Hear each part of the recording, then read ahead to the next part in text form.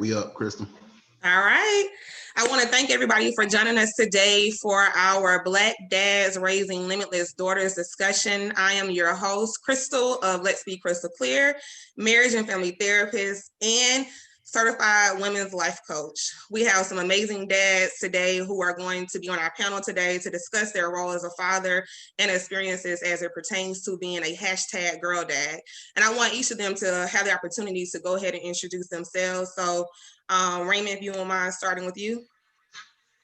From St. Louis. I live in Kansas right now. Owner, CEO of GGI Bang Incorporated. I do mentoring, community works, motivational speaking. I speak with AVI programs across the district. So that's what I do. All right. Fool. What's going on, family? My name is Warren Wood, the trap therapist. Most people know me as a Foo. I am a holistic counselor, social architect, creative professional. My goal is to create safe spaces for Black and brown people to live, work, and play with my company, Sophisticate. Yeah, and it's an honor to be here. All right, Darian. Hey, everybody. My name is Darian Bryant at Same Old D. I'm a digital creator as well as the founder of Daddy and Sense, is a Black advocacy lifestyle brand where we try to show positive images that change the narrative associated with Black fathers. All right, and then after Mike goes, I want everybody to kind of do a redo of the introductions again and kind of include how many daughters you have, age, and everything like that. So Mike, you can lead it off with that. Sure. Michael Jones, founder of the Free Roots Project, which is a community and cultural curating initiative set to help push forward the narrative of Black history, Black aesthetics, and Black opinions through the way we view ourselves. By day, I'm also a hospitality executive, and I've got one daughter. She's 13. Her name is Autumn. All right. I have one daughter. She's 6. It's Jayla. I have one daughter. Her name is Anaya. She's 5. I have 2 daughters. The oldest is Leilani. She's 8. And the youngest is Leah, aka Peanut, and she's 2 going on 25. Sure. Cool beans. So the reason why we are choosing to have this discussion on this particular topic today is because what we're realizing is the population of Black women has significantly increased in the roles such as obtaining higher degrees, educational degrees, becoming entrepreneurs and business owners. And we're even seeing a substantial amount of more women running and even being elected in political office, just to kind of name a few aspects. That we're beginning to see that transformation in the progressiveness of Black women being represented in our society today. So while we of course understand that there are foremothers who have paved the way, which has allowed so many of us women to fight against and not be held and bound to the stereotypes and the gender roles of being a woman, what we are now looking at is what it's going to look like for the future of the next generation to come. And in doing so, what dialogues do we need to start having so that we can understand what you guys as men and father roles play in that. What we have learned through history, through experiences, is the importance of the father role or father figure role in a girl's life. When we're talking about the father role in a girl's life, we're looking at the impact and the influence that it has on her. That relationship and that role of a father impacts her ideals of self-value, of self-respect, of self-worth.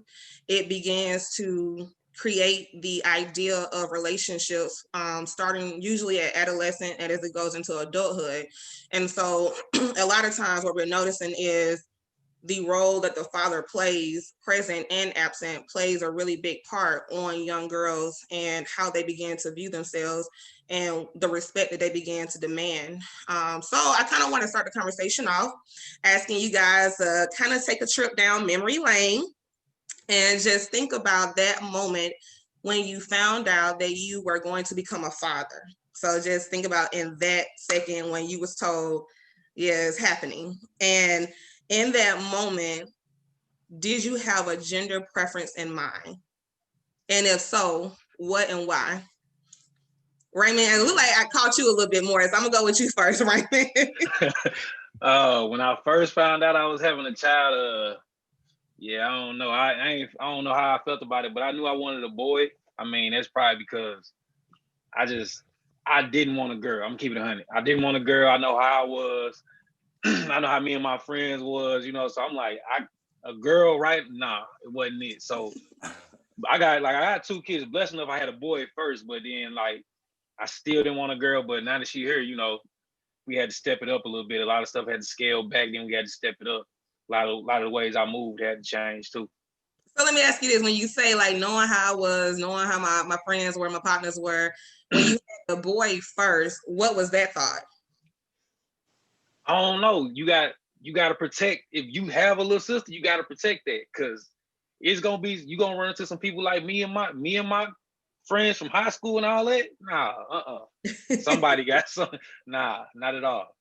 But I mean, before he even knew he was gonna have a little sister, you just originally having the boy first, right?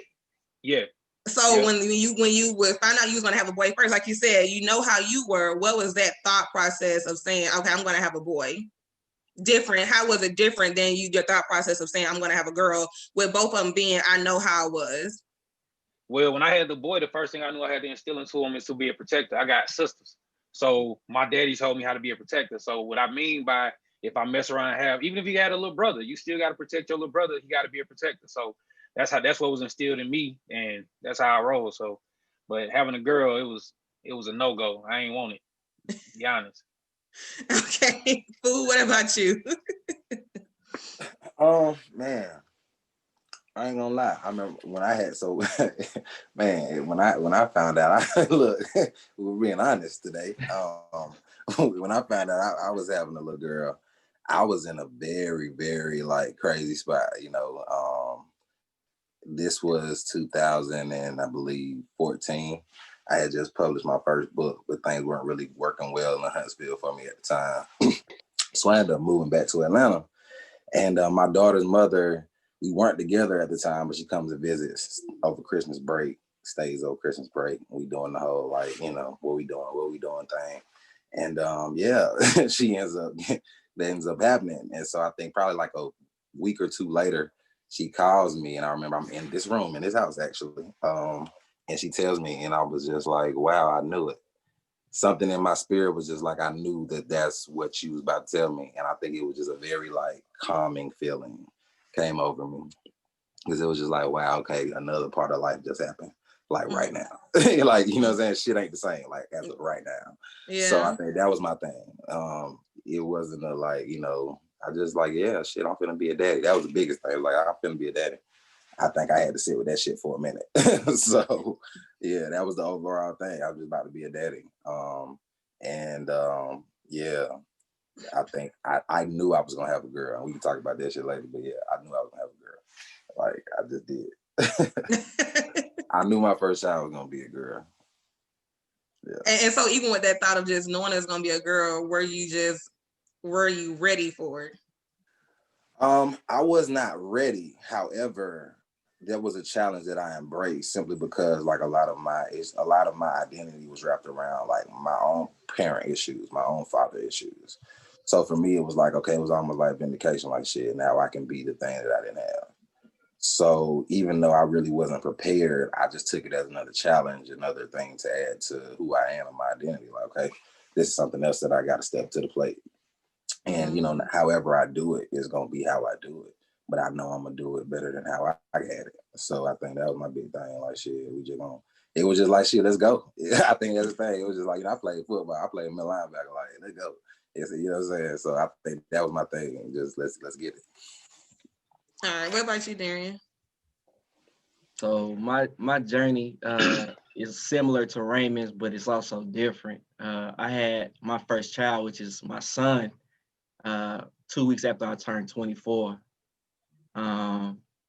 So initially, when I found out I was having a boy, I was excited. Every father wants a little boy. So, I was happy. I'm having a little cute dog. Everything was good. Some years later down the line, I met my wife, who had a child, her daughter, Leilani. So as we became more serious, we started our blended family. And I took on the role as stepfather or father figure for her daughter. So it's kind of like the Virgin Mary. I had a child without the whole deal, but I took it in stride because being a father, like I said, that's the whole point of Daddy and Sense is changing the narrative that we aren't present, that we don't enjoy this role, and that we don't thrive in it. So being a father figure for her was a challenge because she's drastically different than my son in the experiences that I've had with him. And when I met Tanita and when I met Leilani was a little over 1, about 2. So I have Davin, who's 3 or 2, and Leilani, who's they're a couple months difference in age. So just the dynamics is different. One's very emotional and one's not. I'm trying to be the typical father and embrace strength and manhood into this one. Yet you're asking me to be nurturing and caring for this one, which is not what I'm used to and what I wasn't expecting. Mm-hmm. So just that whole journey right there in itself was a learning experience. Fast forward years down the line, we end up having Peanut. So when we found out that we were having a child, Tanita said that she was pregnant. I was older in life. We were more established. We already had our family dynamic with Davin and Leilani. So I didn't take it as harshly as I did when I found out I was having Davin. I was still young, running around. Like Raymond said, being the young man, a fool. Young sir. Fu was my line brother. So backstory, he's been here from the jump, Uncle Fu. And the things were different back then when I had Davin at the tailgate versus when Tanita became pregnant and we had Peanut. So eventually, everybody said it was gonna be a boy. I wanted a boy. Having Leilani was all the girl I needed. And then we found out that it was going to be a girl. I didn't take it the best. But one thing that I have learned since having her, again, my whole mind state has shifted. I hate to quote Kanye because I rarely do that, but his whole ideology of, karma and niggas is savages and all this. But then when you have daughter, everything changes. You want to nurture her rather than conquer her, and that's the whole mindset that I've taken on. No longer am I trying to think of women, as sexual objects and being the old Darian and doing all this. I'm trying to think of it from a perspective of raising a daughter, trying to put her up on game. This is how niggas like me and your uncles, especially on food, this is how they're gonna come at you. Mm-hmm. To be cognizant of this and know the signs and what to look out for. And then at the same time, I'm trying to instill the game in my son, like, hey, this is what you need to do to talk to women. So it's a balancing act. But being a girl dad has definitely brought on new lessons and journeys. Let me ask you this, and this is for all of you all, because it seems like y'all are in agreement with what he just said. Why is it that when finding out that you're going to have a girl, guys look at it as this is karma for how I have been treated women or whatever? This is my payback. Like how food, for whatever reason, maybe you'll tell us the story later on how you knew it was going to be a girl. But I'm assuming it kind of line up with that, which is, oh, I know how I've treated women or whatever. Why is it that it's looked at as karma versus, oh, I'm having a girl so that she can soften me up? Why is it two drastically different mindsets or perspectives when you find that out? I think it plays a part in, again, how we're raised as men, whether it be from our own fathers or just the culture that we brought up in, the whole mindset that your manhood is defined by how many women you can get, and you being a player and you being able to talk to girls and everything. That's, at least for me and my circle, that's how we thought, whether it came from our father or just our peers. Your manhood was measured by the type of women that you attracted or how many you could get. So in doing that and growing up and knowing how we treated women, when we got one, it's like, oh dang, like every wrongdoing that I've done in the past is going to come back to me tenfold. So was you gonna say something? Well, I think for me, and I think kind of just a caveat, like so I was raised, in a culture where like, we really kind of honor the matriarch. Like my mother is Cameroonian, you know what I'm saying? So growing up, it was interesting how like growing up again on the South Side, like in the streets, that's exactly the culture what Darren's talking about. Like you're taught that at the end of the day, you don't want a girl because again, like you're going to have to basically now you have to be responsible. And now it's essentially like you have to hold yourself accountable, right, for the shit that you do, because now you have a living, walking representation of you in, you know what I'm saying, in female form. So I think on the flip for me, it was my mom, my grandfather was a pastor, but my grandfather like told my mom growing up that you wanted to have a girl first. And he was like, you want to have a girl first because your daughters, for one, they'll listen to you. They'll actually like take care of you. Your son's gonna run off and they go goddamn go do what they want to do. But your daughters are actually gonna care about like your affairs. And it was interesting to me because my mom like would tell me like your first child, you wanted to be a girl. And she was always telling me that from the time I was young. So as I get older and I'm becoming who I am, like even now I'm a therapist, like I had a lot of women friends. I had a lot of like women friends in my life. So I think for me, once I found out that I was gonna have a girl, it kind of slick. The karma is kind of two-sided. Like karma can be both good and bad. We kind of think of it as a bad thing. But I think for me, it was like, okay, now having a girl, I know the type of man that I really I need to be. I'm going to go down that path versus the man that I think I want to be. Because now having a daughter, I'm going to have to hold myself like 10 times more accountable to like the shit that I do, how I move. Because if I really believe in God, in this karma shit that we talk about, then I know that it's really gonna hit me. So I think for me, that was kind of my thing, like having a girl. It was almost like, because at the time, me and her mama was in a really kind of tough situation. So I'm like, all right, if anything, this is gonna give us some clarity too. Like, you know what I'm saying? Like, it was really one of those, like, it was really black and white for me at the time. It was like, all right, bet. Like, I'm having a daughter, like, all right, my life gonna shape up a little bit. Let me get some of these answers. Let me kind of get out my way a little bit. So I think that thing, that for me was kind of like that karma to where it was like, almost like I was ready. I was ready to move into a different part of myself, if that makes sense. Like I was tired of doing that same shit because it was like I still wasn't having that. Like even when you talk about having the women and getting them and acquiring, what you acquiring, a body count. You know what I'm saying? Like, and I think as we get older, we can actually talk about that type of shit. But it's like, what are we actually doing? You know what I'm saying? When we're engaging with women and we talk about raising families and creating families, because that's what we do. But we don't ever really discuss like how you have to basically cultivate and nurture things and keep things alive and keep things growing. You're talking about people and lives. So I think for me at that time, like that was my biggest thing. It was like bringing his life into the world. It's about to tie my ass up. You know what I'm saying? Like that was the biggest job, to be a parent. Like that's the biggest job in the world. Like I don't give a fuck. Like that was my thing. I could do whatever in the world, but I actually have to take care of somebody, a person. Right. Like that's my actual responsibility. And I think I do want to talk about, more, especially with Black men, how that part is the part with women, especially little girls. Like you have to take care of shit. So it reflects on how you take care of yourself, how you take care of a child. And a lot of times when you're not able to show up how you want to, yeah, it's because you're not probably taking care of yourself the way you need to. So I think that was for me a lot of the self-reflection. I was writing my book, doing a lot of that shit at the time, having a daughter just basically say, hey nigga, all right, see yourself, basically. Yeah. Yeah. Mike. Oh, what up? You was a little younger than everybody when you had your daughter, right? Because she's the oldest. Yeah. Our birthdays are 6 days apart. So she was born 6 days after I turned 21.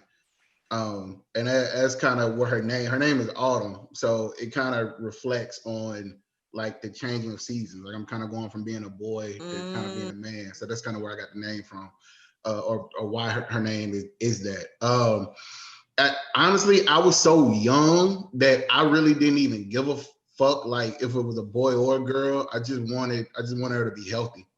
Because that was my biggest, like kind of my biggest fear. Like she gonna come in or he gonna come and like it's gonna be, just a whole lot of challenges. And thank the ancestors. She came in, she came out fine, healthy, happy, screaming, hollering, all that kind of shit. So that was great. I'm kind of not like the rest of them, and I think youth has a lot to do with it. That my daughter in regards to other women, I had kind of like a dissonance. So like, you know, at 2021, I'm still very much in college. I'm still very much, you know, entangled, you know what I'm saying, for goddamn lack of a better word. So, but like it didn't even click to me that my daughter would grow up to be 20, 21, 22, 23, 24-year-old woman. You know what I'm saying? So it wasn't even like a connect. So I didn't even look at it like karma, because for better or for worse, and I think it's two sides to it. I've always looked at her as my kid, not necessarily like a black girl, or like, you know, a black girl that's gonna be a black woman. Like it's just like she's my kid. And I think that's helped in a lot of ways, but I also have consciously wrapped my mind around the fact that as she gets older, like, no, this is a black girl. She's gonna be a black woman. And so, you know, you do have to adjust your thinking about the society you're gonna prepare her, you know, to like to walk into. So, but early on, when I found out it was a girl, I didn't think about, you know, karma. When Raymond said high school friend, I know a nigga kept looking over here like Raymond, my cousin, we were to high school together. So Savage. you know, so the nigga talking about me and a couple other niggas, but you know, we ain't gonna dry snitch. But but yeah, but it literally didn't even register that my baby was born into that population. So I didn't even really trip off karma or, oh my God, it's coming back to haunt me, or you know, get the shotgun or, you know, no shit like that. It was literally just, I want her healthy, and once she's healthy, I'm good. Like I'm just now getting to the point where like this is about to be a black woman. Yeah. So let me ask Raymond, Food, Darian, with you all's daughters being younger, has that thought process came to yet? Like, are you all still looking at it like, oh, this is my kid? Or have you all processed like, man, she's about to be a black woman in this society? And if so, what does that mean to y'all? I can honestly say that I processed it, and I only processed it because going through the whole situation, I literally have like, me and Mike had these conversations all the time where he's going through it first. So any questions that I come across or whatever, if I'm confused about something, I go to him and he break it down, to be honest. So yeah, I've thought about it, I've processed it. It makes you sit back and you look at her. I watch how I talk to her. I watch some of the things that I say to her. I watch our interactions. I'm big on having her cook with me. Like she love to cook with me, but she also want to come out here and play sports with me too. But it's the way I do it. It's like even when she cooking and she says she want to learn how to cook, I was like, you can learn how to cook, but you can this, and this, because I'm processing that she's gonna have to do more, and she's gonna have to be way stronger in my eyes. She's gonna have to be stronger than my son, because she's gonna have to deal with some stuff that he's not gonna have to deal with. And I gotta have her prepared for that. So I look at my examples for sure. So yeah, I definitely processed it. Hold on, before somebody else goes, real quick, Raymond. So when you say like I gotta prepare her differently, knowing how you say you were, how do you work on preparing her for that, with her being young and just getting ready to, like you said, prepare her to walk into that? And not even really about her being young, because there are guys still that are her age, boys that are her age, you know what I'm saying, that still have already picked up on those kind of bad habits or habits, whatever you want to call them. You know, how are you preparing her? It's some of the talks we have. Like I just had her the other weekend, and we were just talk. She wanted to talk to me about working out, and she said she wanted to play sports, and I was like, no, let's break it down. So I literally popped up Kamala, like, okay, we're gonna look at this. This is some of the stuff you can do, and then she don't know what she's looking at right now. But it's gonna come to later. You know, I just got to plant those seeds right now. So maybe she'll look back and she's like, when I was 6, we had that conversation. But that's just between me and her. You know, it's little stuff that I do as a choice. It's small stuff, little trinkets that I got, you know. So yeah. So was you gonna say something? I mean, repeat the question for me again. The original question was You made me forget my train of thought. The original question was, with your daughter being so young now, how are you ready to look at her as being a Black woman in society, and what does that mean, being a Black woman in this society? Okay, so I think for me from the onset, that was like my first thought, that I'm about to raise a Black woman. I think in my life, like I'm kind of immersed in Black women. My mother's, I have a lot of friends. So I think at the time, especially being in Alabama, and just again the situation between me and her mother, I had to make sure that there was what I knew. There was a certain education that I understood.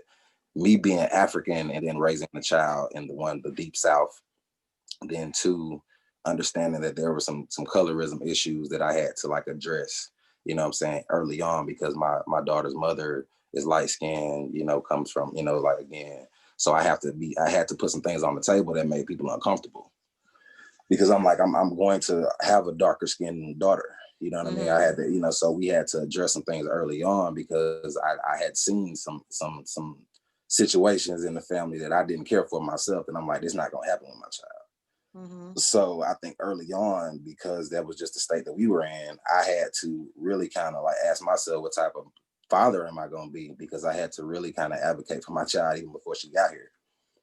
I had to basically say, hey, this is what will be tolerated and won't be tolerated by your family. These are the comments that won't be said about her hair, about her skin, about her culture, about her father's culture, about certain things. So I think I had to address that early on. And then for me, once she got here, then it just became normalizing, like for me, who she is, her personality. I had to sit back and really learn my child. You know what I'm saying? And I had to really like get, and we had to find our language, because her language with her mother isn't her language with me. And that's something that I had to like really kind of learn and see early on. Like, it's some things that, makes people uncomfortable, but like, yeah, my child kind of leans to me, you know what I'm saying? I was kind of more of a nurturer early on, you know what I'm saying, with her. And I think that was something that I had to really, I had to embrace, because my child really talks. She's very verbal. Darian knows, like Naya, she's 5, but she talks like she's 10 years old. You know what I'm saying? She's very verbal. Her emotional intelligence. Like early on, we talked about emotions. I would actually sit with her. Are you sad? Like, are you angry? Like, how you feel? So I think that part for me was important, because I never wanted her to feel like she couldn't be soft with me, because out here I have to teach her, like, hey, when she was having her temper tantrums and breaking down, I'd be like, hey, look, your father is a Black man. We would be in the store and be like, hey, you can't be running from me in the store, and I'm chasing you, because these folks is looking at us like, and I would have to find language to tell her that. So over time, like, we and her have a very, very close relationship, because there's conversations I've had to have with her at 3, 4, 5 to let her know her identity as she's shaping and molding into becoming a Black woman. Like, so it's been dope.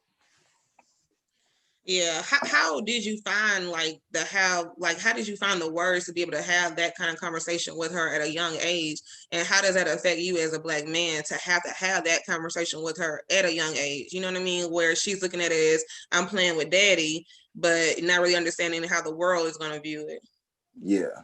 Well, I mean, just being real with you, it wasn't the most positive situations. Like, my child has seen some things that I wish she wouldn't have seen. My child has witnessed some conversations, witnessed some dialogue, some exchanges, some things that has actually, I think, exposed her to the realities of life, especially adults and our bullshit. So I think being in those situations where you as a parent are having to, for one, apologize, to acknowledge, whatever was saying, hey, mommy shouldn't have spoken to daddy. My daddy shouldn't have said that to mommy, or daddy shouldn't have done X, Y, Z. Or, you know what I'm saying, in this situation, like, hey, I maybe shouldn't have shouted at you right here to make you cry while we in public. Like, you have to be very, very present with children in those moments where you can admit you're wrong and get here with them, to then be like, hey, now this is why I'm telling you this. This is why we're doing this. So I think for me, it was a lot of humility. Like, I had to just admit that I was fucking up with my child, you know what I'm saying? And there you know, like, I like, look, baby, I'm daddy, because I mess up and we're not perfect. And I think that's something that Black fathers won't talk about enough. Like, how do you show up when you're not perfect? Yeah. How do you keep showing up? And how do you actually keep the bonds close when at the end of the day, like, you're still having to figure yourself out? So I think that was it. I just had to show up as I was with my child. And I think that's why we so close, because she knows, like, daddy ain't perfect, but daddy here, hey, I'm gonna show up and we could talk about whatever. So yeah. Mm-hmm.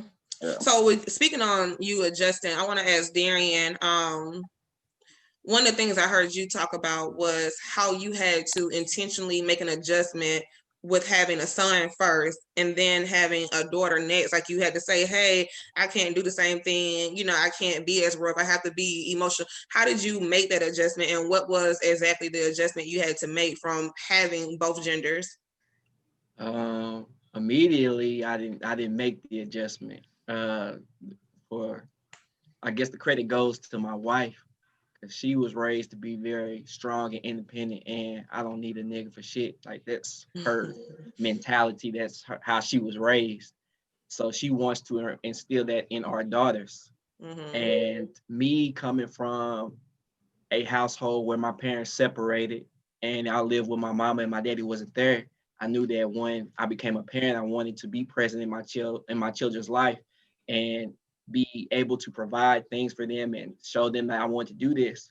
So it kind of was an adjustment or contradictory, because she wants to raise them to be very independent and I want to do for them, if that makes sense.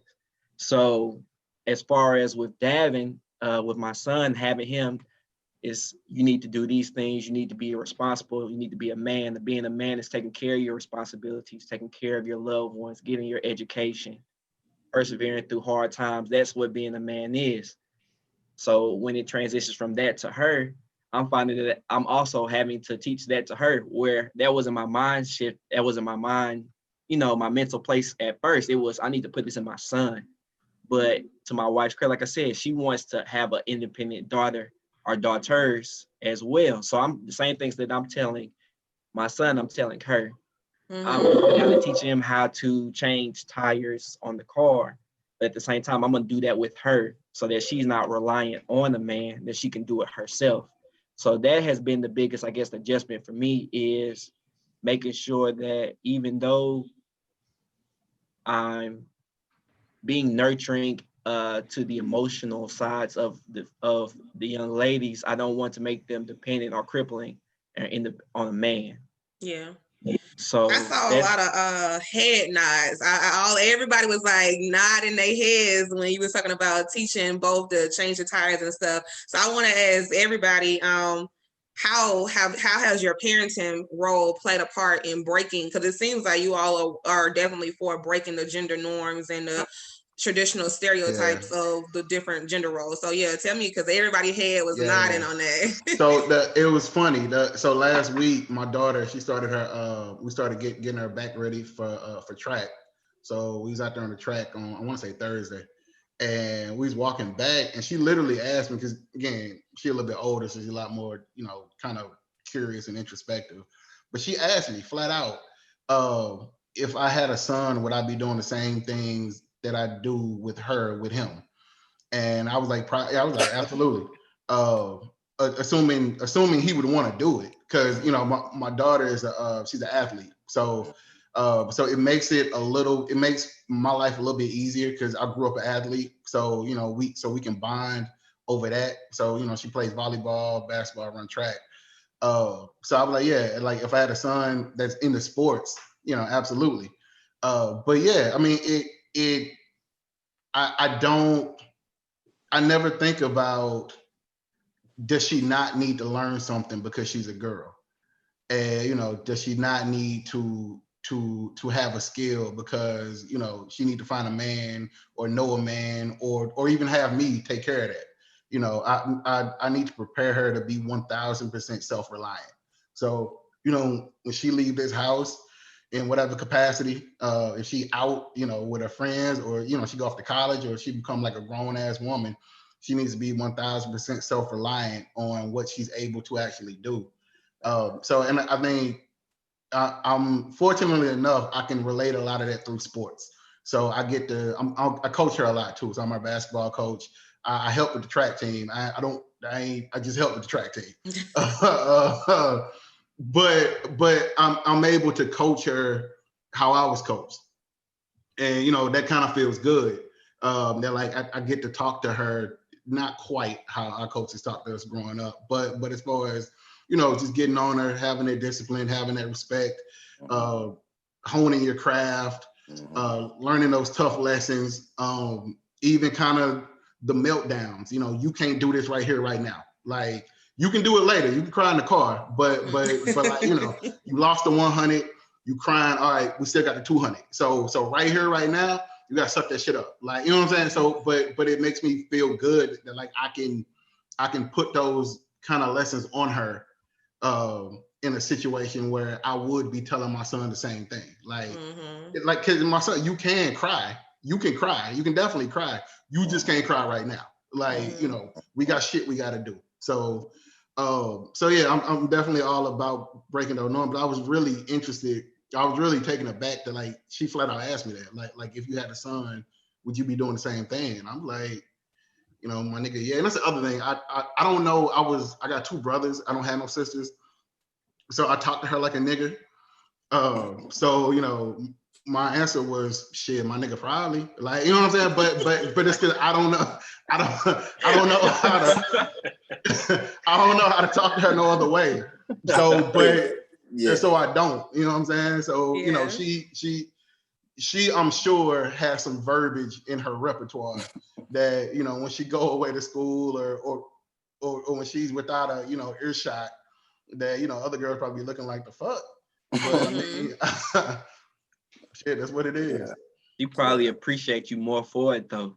Yeah, probably so. More probably genuine, so. you know what I'm saying? Yeah, I always tell her like, you know, dad ain't gonna never lie to you, right? And she'd be like, I know. So I'd be like, all right, man. So this what the fuck it is. So boom, boom, boom, boom, boom. Man. And she'd be like, all right, cool. Yeah. I think, you know, you just hit something on something like that truth telling piece. I think for men, we kind of make it harder than it has to be when it comes to raising women. Because it's really simply showing up. The hard part in romantic relationships a lot of time is just that. Tell them the truth, nigga. Being yourself. You know what I'm saying? So you think about with your daughters, a lot of times subconsciously why men run from it. It's because shit, you gotta tell the truth. And with my daughter, you know, and Darren can attest, like that's my nigga. Like, you know what I'm saying? Like you can understand like the transition that comes from being in the house, you know, growing up, you 1, 2, your mother and father in the same house. And then now the situation is like she's remarried.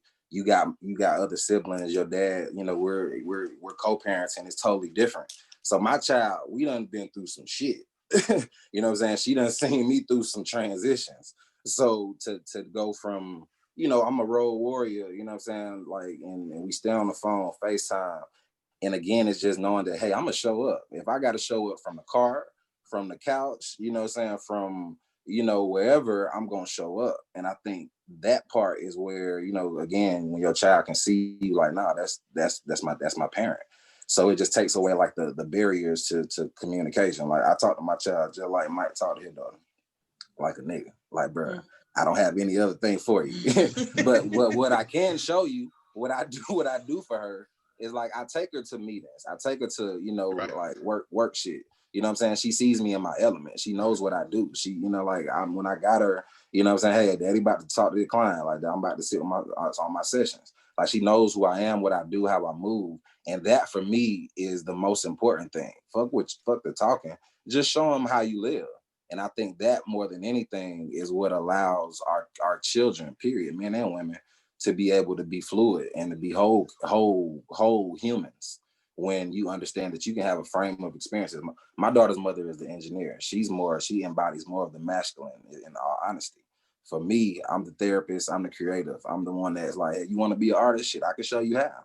You know what I'm saying? We can talk about how to make that sustainable. You know what I'm saying? You can be free. You know what I'm saying? Down here, I'm probably the most crazy nigga you gonna find. So I just so happen to be your daddy. So I'm gonna just show you how to structure it a little bit, right? So it's stuff like that I think matters with us as men. Like, don't hide that from your daughters. Like, don't hide yourself from your daughters. Yeah, one of the consistent patterns that I've been hearing, even with the head nods, is the importance that you all find in raising your daughters to be independent, right? And to grow up to be independent Black women.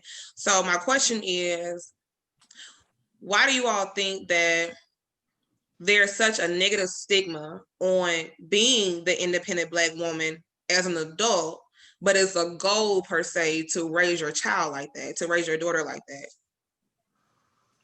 I think it's just a negative stigma because some of these niggas out here be bitches. I'm just gonna keep it 100. Like, you know what I'm saying? Like, Well, I was about to say. so my Yo, daughter, put it yeah, on the like, motherfucking table, nigga. You just came with it. I'm just saying, man. Like, so I'm just keeping it 100. Like, so some of these niggas, like, they don't want that. So technically, I'm gonna tell my daughter if he can't be around you because you strong, he ain't supposed to be with you. Tell him to get his ass on. Because when I walk in the room, guess what? I'm walking in the room and I'm checking temperature. And if you ain't good enough for my daughter, you know what I'm saying? Like, you ain't her.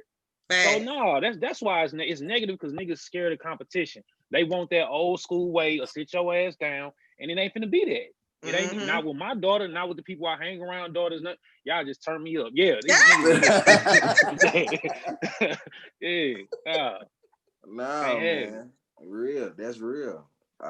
Like, the reality of it is this: like, we got to think about 30, 40 years from now. You know what I'm saying? Like, who our daughters are gonna be, like, sitting in these seats in the environment they gonna be dealing with, the men they gonna be dealing with. So fuck all this shit we talking about. Like, we got to be thinking about, like, these young niggas. You know what I'm saying? And understanding how it's gonna have to look to raise a generation of leaders. You know what I'm saying? That are just so happen to be women, and Black women at that.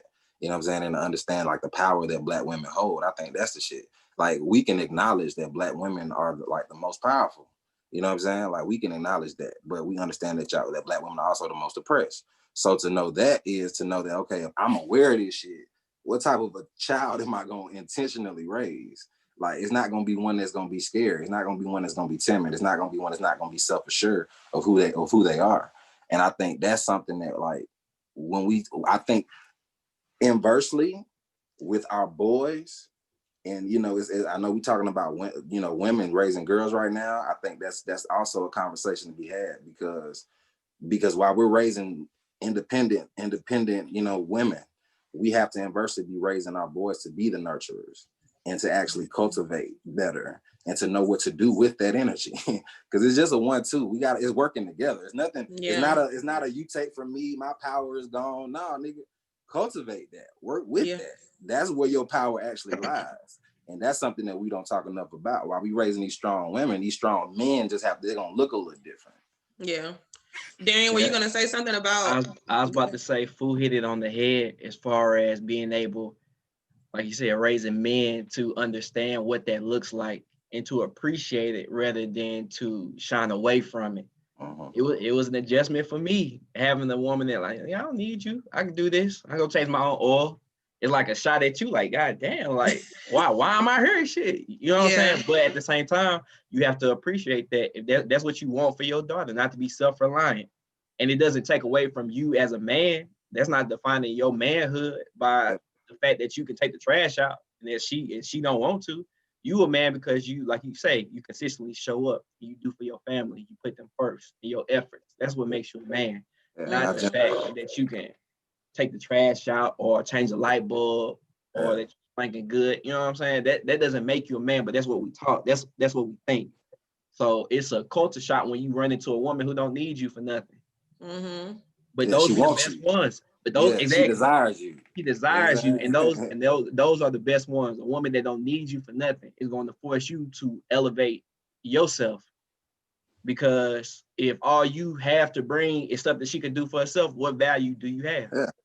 Right. And then even that, the need becomes intangible, right? Because the needs, that's what men understand our power, is in the intangible. How can you actually hold love and, like, cultivate it? You know what I'm saying? And actually grow some shit with it. And I think with our daughters, it goes back to, like, raising girls. You're looking at your heart in human form, bro. Like, you know what I'm saying? Like, from the time, like, you just can't help it, bro. Like, if you really sit with your daughters, like, damn, bro, this is really me. And you know what I'm saying? Like, and that's the part where we have to lean into. Because you can be bit dog, you know what I'm saying, making all the money, doing this, that, and the third. But if you don't know what to do with love, then, you know what I'm saying, like, where is your actual power as a man? I think that's some of the shit we don't talk about. Like, how are we cultivating an environment for our daughters to live and thrive and cultivate and really like really thrive?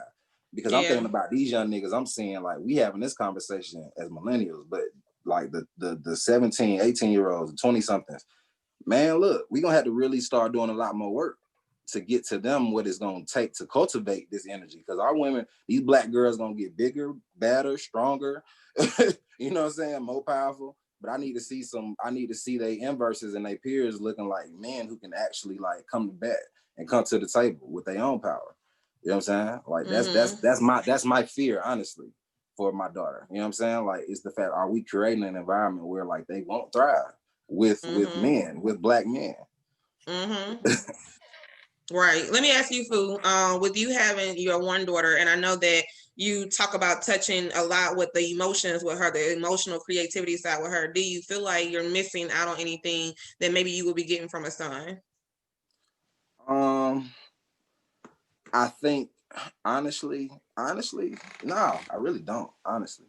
My daughter, like, she rough, bro. Like, you know what I'm saying? It's not like she's a girl. She's very much a girl. Like, her mother is AK, you know what I'm saying? Like, so she's very much a girl. But at the end of the day, like, she is my child. You know what I'm saying? So like, it's just things that, like, you know, with her, I don't try to do no different. You know what I'm saying? I do think I probably would be a little bit more rough, you know what I'm saying? I think there's probably honestly, no, I don't think I'm missing out on anything.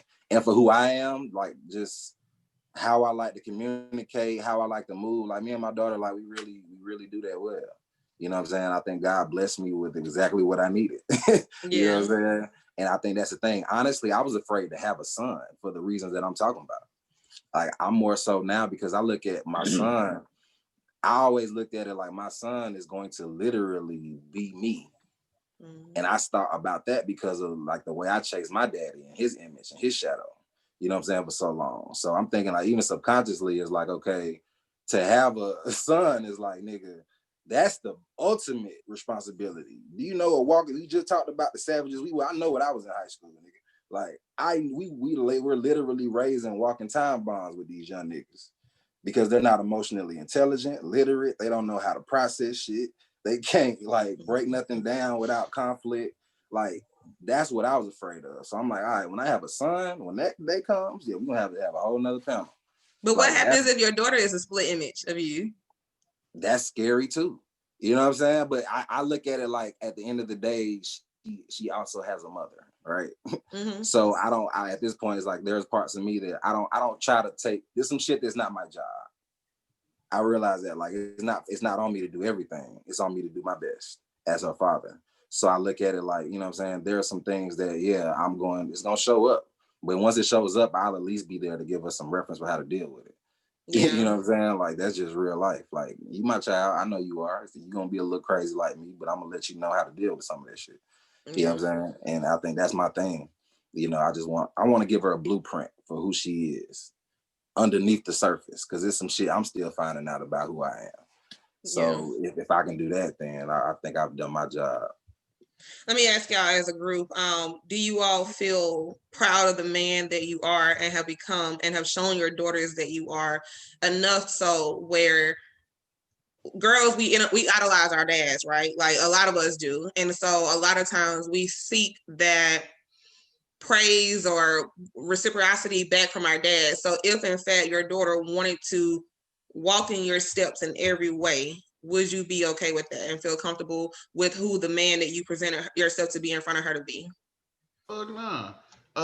But I think but I think it's natural though. Like my daughter, one thing I focus on is the shit I think I'm deeply flawed at.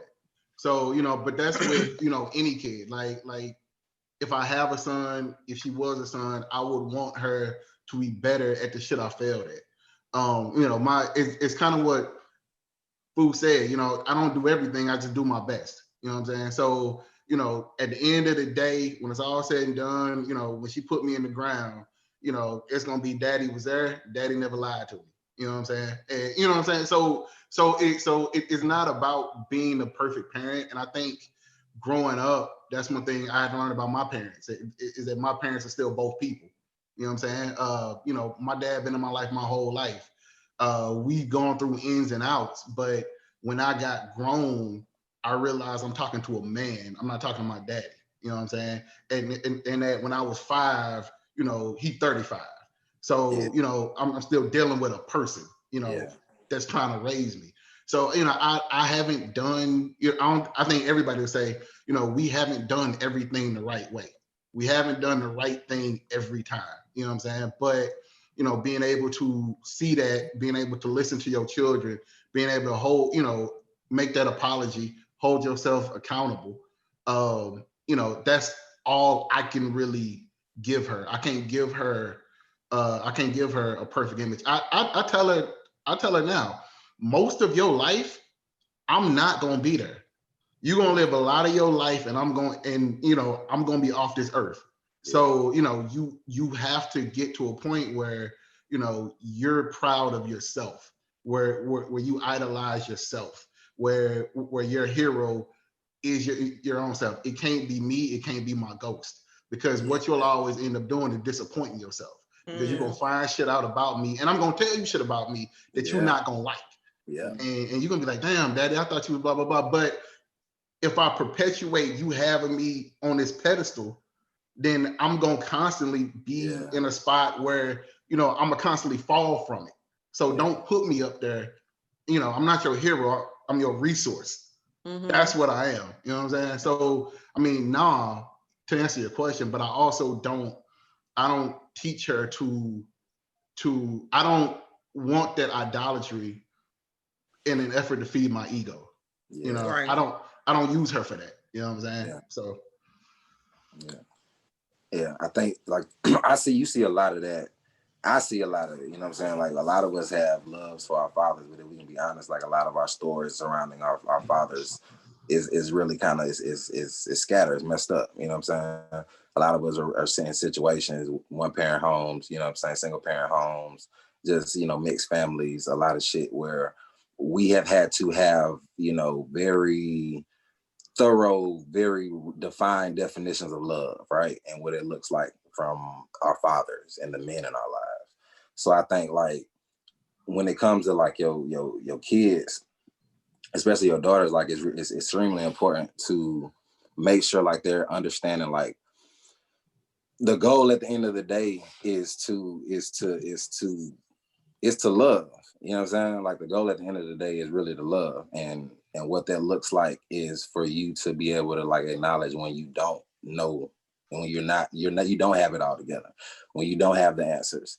Like I've had to ask for help, you know what I'm saying, as a father. And that was something that I think a lot of us have trauma surrounding like asking for help, you know what I'm saying, from our parents and the people in our lives because we didn't get it. So I've been in situations where it was like my ego and my pride was really hit because I had to ask for help, and I didn't want to ask for help. I didn't know how to ask for help. I had to figure out how to, and I think that's something that like is extremely important for me to show my daughter that like, hey, you my first child. I haven't done this before. Yeah. Like, you know what I'm saying? Like I'm showing up to this shit. Like, and I sometimes I done broke down with my like look, where I don't know what I'm doing either. You know what I'm saying? So it's not to be perfect, but it's to understand like, hey, you know, like at the end of the day, I love you. You know what I'm saying? This is what love looks like. And I think I've had to even taking myself out of situations because I understood my capacity. If I'm doing more harm than good, regardless of my intentions, then as a father, sometimes it's you taking yourself away from a situation to make sure you don't completely damage it. You know what I mean? Like it's a lot of decisions that we have to make as men that I think, you know, look like us sacrificing our ego and what we want for what we need. And that's something that I think I've had to understand. And it's been hard because I've had to deal with some trauma and some triggers and some things like every day, back to back, you know, constant. But it's like, hey, my child needs me. So that's something that, you know, I think is important. Is like, what does love look like? Can you still, you know, manage it when your feelings, can you take your feelings out of it? Can you take yourself out of it to do what's best for your child? You know what I'm saying? To show up for your child. And I think as men, we can be leaders in that, you know what I'm saying? And understand like, fuck the emotional shit. Like you got a responsibility. Like you got a responsibility regardless of the situation. Like you have a responsibility to show up. So let's focus on that. I think this is showing up piece. Yeah, having a 13-year-old with her getting closer and closer to becoming more and more of a woman, what is your biggest fear to see her become a Black woman in this society? You know what? She got really big dreams, bro, and just being able to execute them. You know, if she fails in reaching those dreams and it's by her own merit, you know, we can deal with that. You know, my biggest fear is her not being able to do them because she's a Black woman. You know, I think most people be like, oh, it's boys. I don't really give a fuck about no nigga like that. But just literally like, you know, she want to be a judge. You know what I'm saying? So when you talking about, you know, what it takes to be a judge as a Black woman, uh, my mind instantly goes to all of the hurdles. You know, everybody that's gonna doubt her, everybody that's gonna try her, you know, everybody that's gonna come for her, everybody that's gonna gun for her. Literally, just when she walks in a room, there go my easy target. You know what I'm saying? When you talking about getting into law school, when you talking about presenting, you know, her whatever she has to do as a lawyer, like there go my target, because that's my easy target, the Black woman, the Black girl, and her having to come home and unpack and deal with all of that. You know what I'm saying? Like asking why the world feels different when it comes to her ambition than it felt when she was in my house. You know what I'm saying? In my house, she can do anything she want to do. She can be anything. You want to be a judge? Fuck it, let's do it. So all summer we looking up famous Black women lawyers, like, you know what I'm saying, just to build that up. So my fear is no matter what I do, not being able to pump her up enough to have the world not take that shit from her. You know what I'm saying? Like sports, you know, academic shit, lawyer shit, having role models. You know what I'm saying? Like seeing Black women, like she wants to be Kamala Harris. Kamala Harris went to Howard. She want to go to Howard. She want to be Kamala is a K. She want to be AKA. You know what I'm saying? Like she want to go to law school. Like all of that shit. Like that's her hero, right? Wow. But being out there and not being out there, and at some point 24, 25, 35 saying, damn, they not gonna let me be her.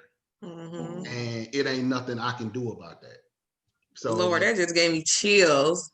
yeah, I mean for like yeah. So it ain't no dude, it ain't no, you know, none of that shit. It's literally her sitting at my dinner table talking about all these big ass dreams, and she's 13, and in 12 years she like, you know what I'm saying, fuck it, I'm just start applying for jobs, cause ain't no way in fuck I can go get that. Yeah, cause we all done been there. Yeah. Yeah. We all done been there. Yeah. And there's some shit why we gotta prepare them for the world. Yeah. What other limitations do y'all think that the world is gonna have on your daughters? I mean, I think, you know, some of what we're seeing now, you know, when it comes to identity, you know, especially with the WAP phenomenon, and what it means to assert yourself as a woman and basically own your identity, specifically sexually. I think, you know, that's something for me that's important, very important, because sexual suppression and like, you know, I think that's something that is really it really is it's deeply rooted in culture, especially in the South. And I see it again, like the microaggressions in the workplace, and again, like Mike, you talking about those hurdles and the hurdles that come in the form of you know, just sexual misconduct. You know what I mean?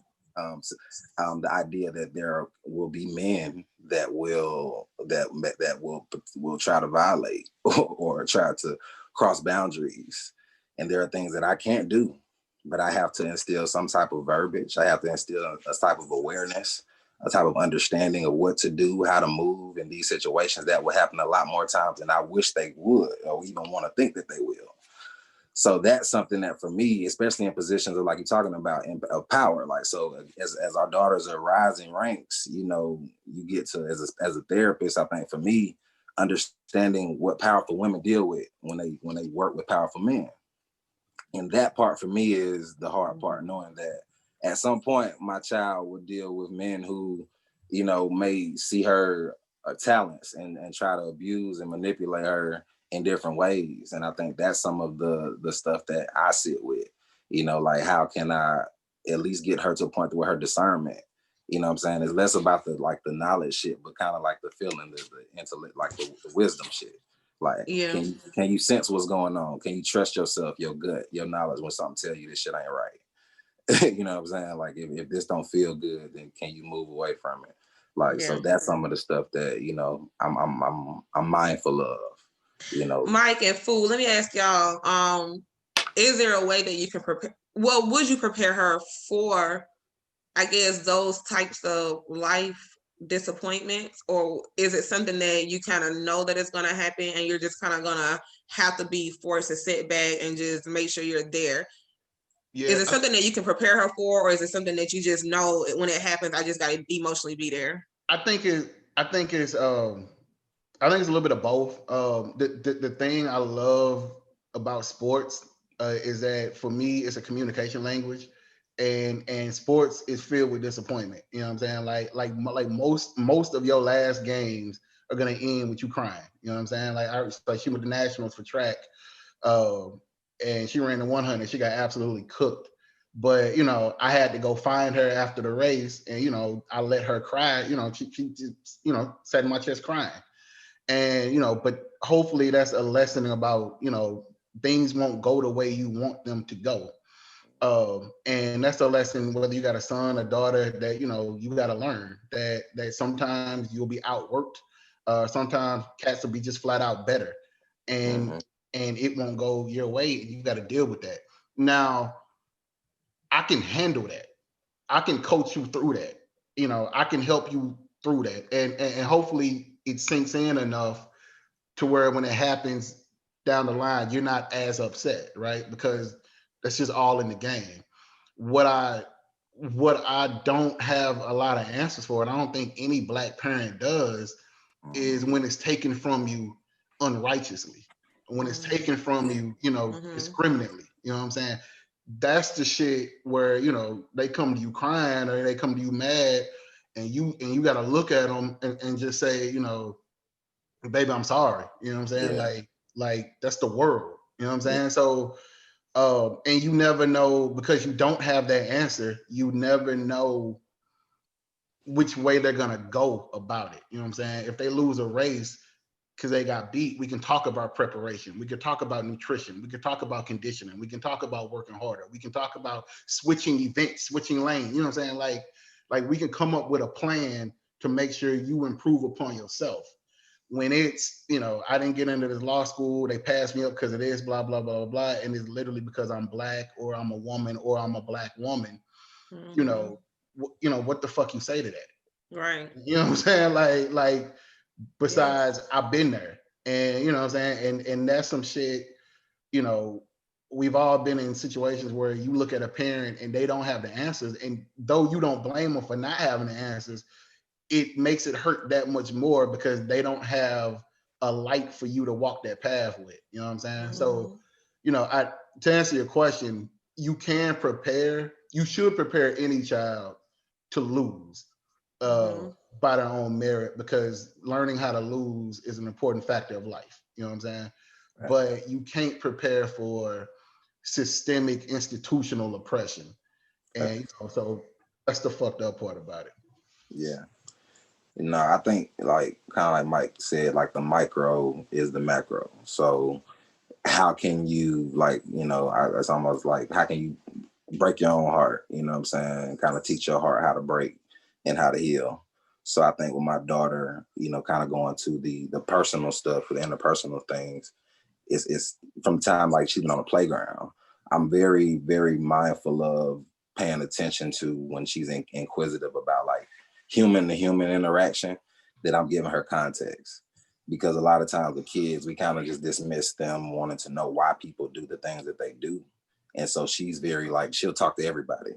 And she'll be like, why did that woman not, you know, wave back, or say, you know, why didn't she speak back? And I'm like, well, sometimes, you know, people don't either hear you, don't see you. And sometimes people just aren't nice, so they don't want necessarily to talk, or they don't necessarily, you know, want to talk. And I noticed early on, like she would be like hurt, you know what I mean? My daughter is very, you know, like she's like, dang, people, you know, people actually aren't, everybody's not nice. And so it's things like that to where I'm like, okay, I have a highly empathic child, like, you know what I'm saying? So like, she's very sensitive to people, you know, and their emotions and shit. So I'm like, all right, bet.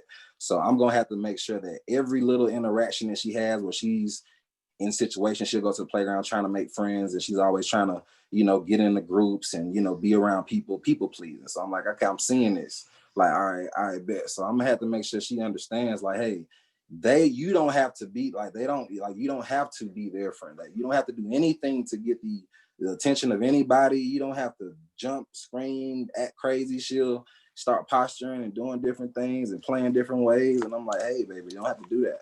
Right. So I think for me, it's in making her mindful of what it means to just be her and be okay with being herself and not stepping outside of herself. So she knows when somebody is stepping outside of themselves to harm her in any way or do things that, you know, aren't right for her. So I think that kind of, for me, you know, again, like you said, we can't be everywhere. We can't protect them from everything. Mm-hmm. But what you can do is give them the framework and the tools to be able to, again, be able to deal and take those hits and, you know, fall 7, get up 8. You know what I'm saying? Like, shit, you're gonna take that. It's gonna hurt. It's not always gonna be what you want it to be. But it's okay. And you're okay. And I think as fathers, whenever she's hurting, we're there. Like you said, baby girl need to cry. Yeah, here go a chest for you. Like, I'm gonna be here. That's what we can do. Mm-hmm. We can be there. You know what I'm saying? And I think that's the part that matters for us as men, just being there in the way that you can. Because you can give them all the frames and the tools, but, you know, yeah, your job is to just show up. Yeah. Raymond, what do you think we can do more in the society that makes it more comfortable for Black women to be able to have a sufficient chance at life and at success? I guess I'll just piggyback off what they saying. We just got to prepare them on what we've seen thus far and our examples, like and make sure that they know what's gonna happen. But not exactly what's gonna happen, what could happen. And it's kind of fucked up that we gotta have a conversation, because it kind of like give me a feeling in my stomach that I gotta have that conversation with my daughter, that she can be the best she can be and somebody can block that. But 12 P's. I gotta prepare for the situation, and she gotta prepare, and you know what I'm saying? Perform. If they don't want you, they don't want you. Another door gonna open. That's what I got.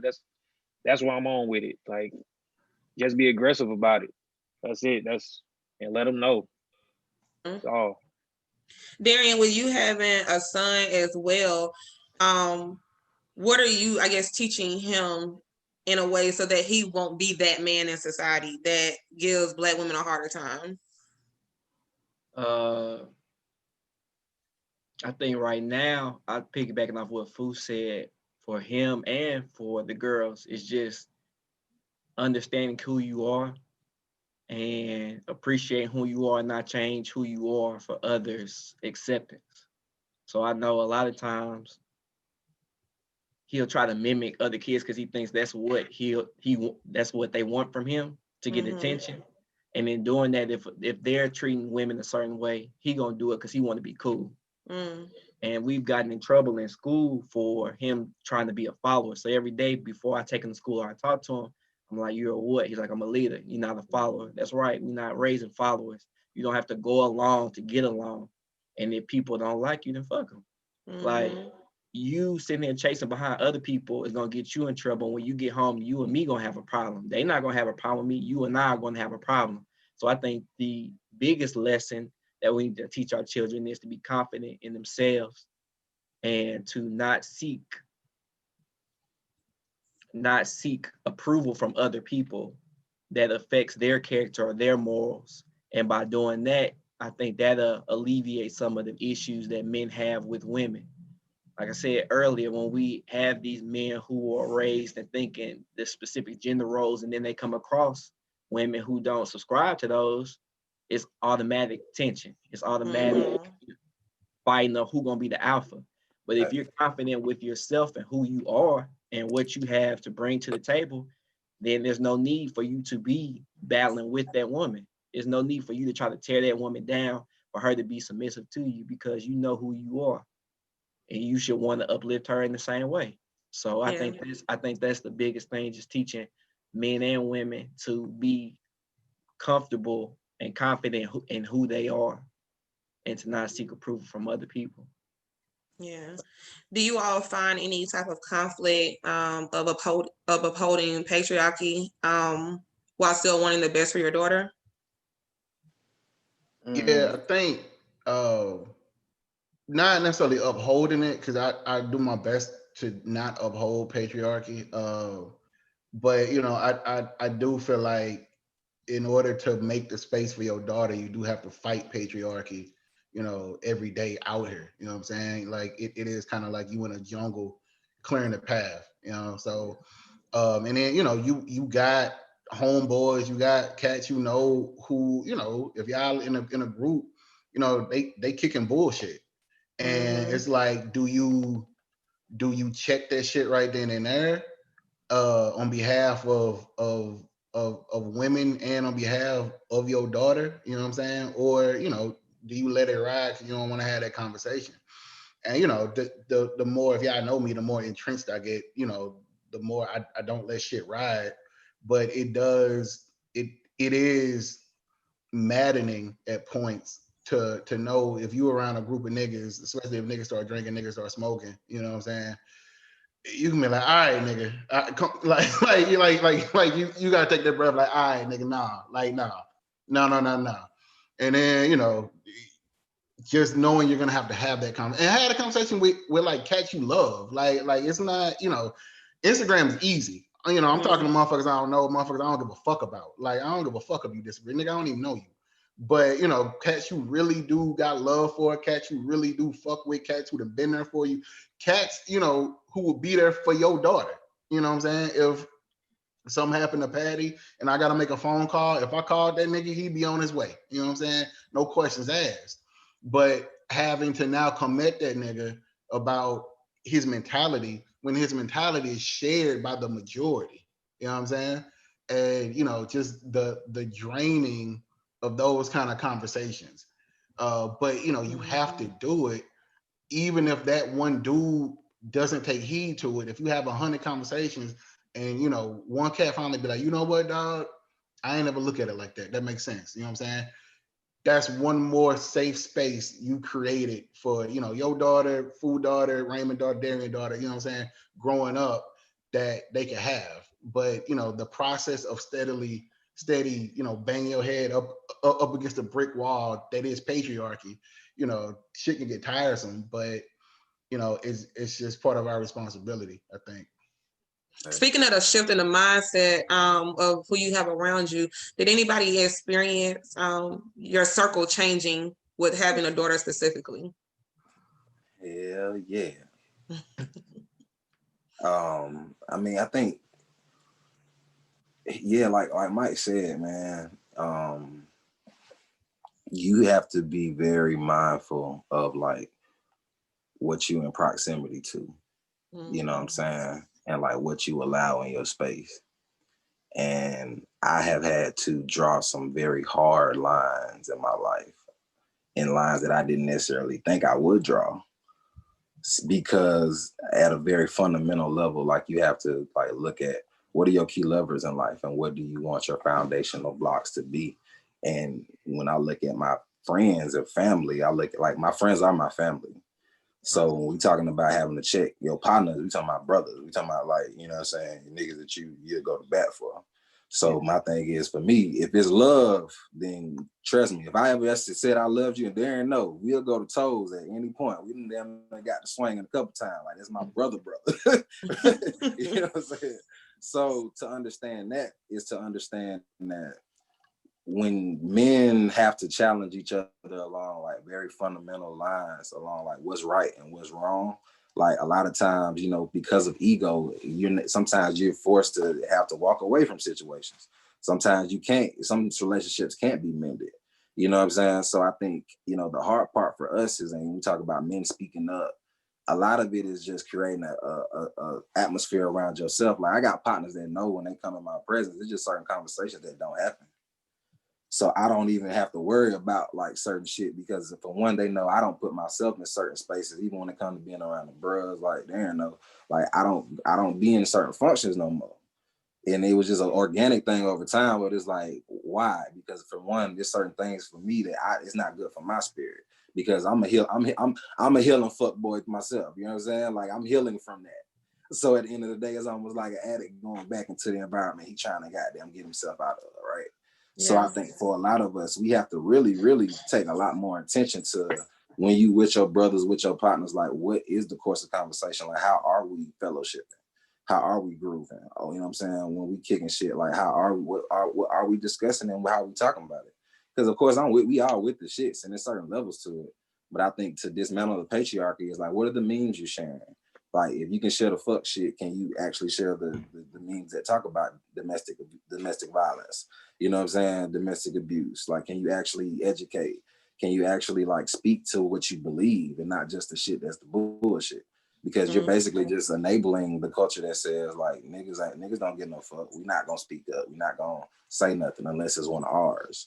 But that's the problem. We don't see Black women collectively as ours, unless it's our daughters or our mothers or our sisters of blood, and that's the problem. Yeah. Do you all think a single dad could raise a daughter on his own? And if so, what would that look like for both? I want to know, like, what would that look like for her, and what would that look like for him? I know several single dads doing it. Yeah, it's possible, but I think at some point he's going to have some form of a female influence in her life. Like Fu and Mike said, it's only so much we can do as fathers, so much that we can take on, because, you know, from our perspective, we can offer our suggestions and our opinions, but we're not women. A woman can't necessarily raise a man. A man has to raise a man in some aspects. Like, it's just certain things that we can't take on as men in raising daughters. She has to learn from a woman to fully accept or to fully understand that potential of information. So I think it's possible, like I said, as long as we are showing consistency and showing that we're present and being there for the child and instilling morals and that foundation, that's raising a daughter. But as far as other segments of that whole person, she needs a woman. Like, there's no way around that. Raymond, what are your thoughts?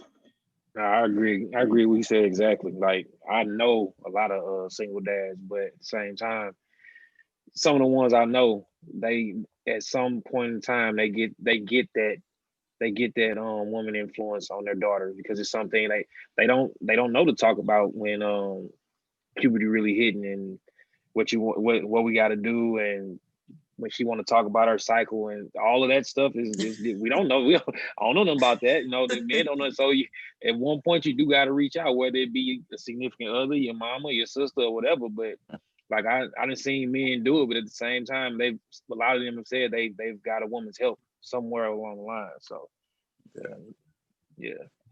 Are there any activities that you guys think that you could put girls in that would not necessarily play into the gender norms? Let's say if the situation was there was no positive influence of another woman around, right? There was no mom around, there's no grandma, there's no auntie. And, you know, as a single dad, you don't really want to bring the different women in and out of her life. So now, you know, what single moms, what they typically do is find sports or whatever to kind of put the boys in, to kind of like get them used to that. What activities, I guess, do you think would be for girls that's still not going to box them so much into being this gender norm? I think thankfully it's a lot of shit out there. Like I said, Patty does sports. All of her coaches, except for basketball, at least she's had at least one woman on the coaching staff, so that's a thing. In St. Louis, they got my stepmama found some kind of thing, because they're not allowed to share with me what they talk about, which is fine, but it's a thing for like young girls, like an esteemed advocacy program kind of thing that she goes to once a month, and it's up at Harris Stowe, the university here, and they I know a few of the presenters, like just personally, just going to high school with them and shit, so I know what they talk about. So it's about that. She's on the speech team. Their coach is a woman. But I think with like any kid, it's just actively seeking out different experiences. And I think even if they have a mother, and even if the mother's the greatest mom in the entire world, you still want to have different dynamics and different role models. There's no such thing as too many positive role models. So you could have perfect mama, perfect daddy, having a great coach, having a great teacher, having a great, whatever instructor, like that only adds to it. So I think, just like with any kid, you want to find stuff that expands their mind, that puts them around positive people, that can get them to see the world through, kind of a different lens. So, but for me, that's always something that like I look for. So I'm glad she does sports.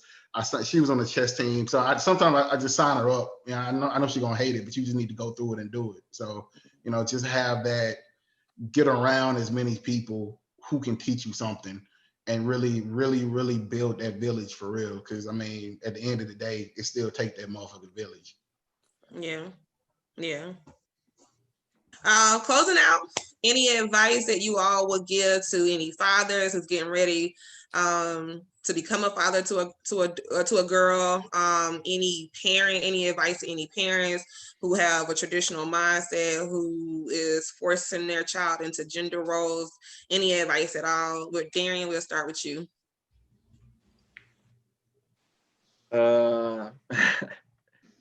Advice as far as gender roles, or any advice you would give to a dad, a parent, anything.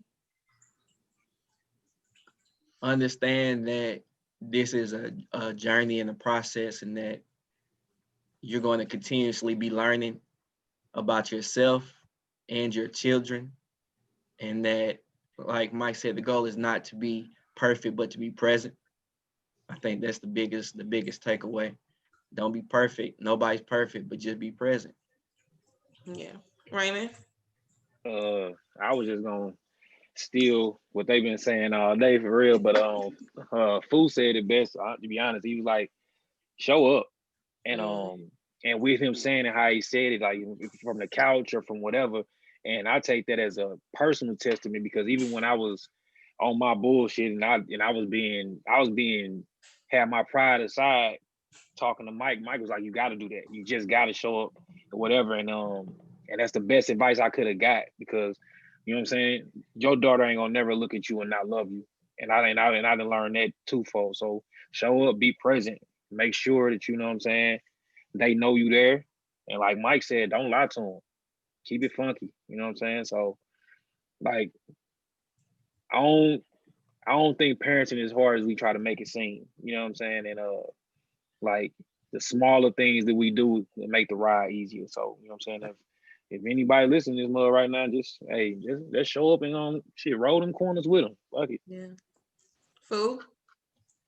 I'm gonna say y'all done hit it. I would say keep it about the child. I think Black men specifically, like, don't get caught up in doing in the relational aspects of it. Like, keep everything that you do about the child. Like, a lot of times we get caught up in like exchanges with our partners, you know what I'm saying, the mothers, and we let our emotions kind of sway us from making the best decisions for the child. And I think that's something that I see, especially in like, counseling and issues, mediation issues, experiences with myself. It's like you can be blinded. Your emotions can blind you from doing what's best for your child because you in the way. So at the end of the day, if you're having a child, bringing somebody into this world, like over time, just always make sure your frame of reference is this what's best for my child? Is this what's best for my child? So yeah. Cool. Mike? Yeah, this is what they said, man. More than likely, you already have all the tools it takes to be a good parent, bro. Like you already got it. It's just a function of, like I always say, like I tell Raymond, I tell anybody, just show up, just be there. Like, I mean, you can show up loud, you can show up wrong. You know what I'm saying? You can show up, looking crazy, but just show up. You know what I'm saying? Be there. It's just about, support, protection, and knowledge. You know what I'm saying? For real. That's it. It ain't about making sure they have the fanciest, the best, you know what I'm saying, whatever fuck. It ain't about knowing, it ain't about making sure you know all of the terminology and you done read all the books and all the journals and all this, whatever. You know, fatherhood is just as instinctual as motherhood. You know, I think a lot of times people talk about, you know, motherhood being instinct based, like, you know, maternal instinct. There's paternal instinct, and it is just as valid, it's just as strong. You know what I'm saying? Follow that shit, know that shit. You know your kid, you know what I'm saying? And what you don't know, you can figure out. You know what I'm saying? So like just go with it. As long as you there, that's 70% of it. And then once you there, start figuring out what the best move is. And like Darian said, it's a journey. So, you know, I didn't led her down some wrong paths and we didn't have to turn around. But, you know, we still on the path. And you know, I'm never getting off that path until it's time, you know, until it's time for me to go. But yeah, I mean, y'all, if you watching this shit, especially we were talking about an hour and a half, if you watching this shit, you already got it, bro. You already got it. You already want it. As long as you want it, you can do it. Like, period, point blank. Yeah. Thank y'all for taking the time to have this conversation.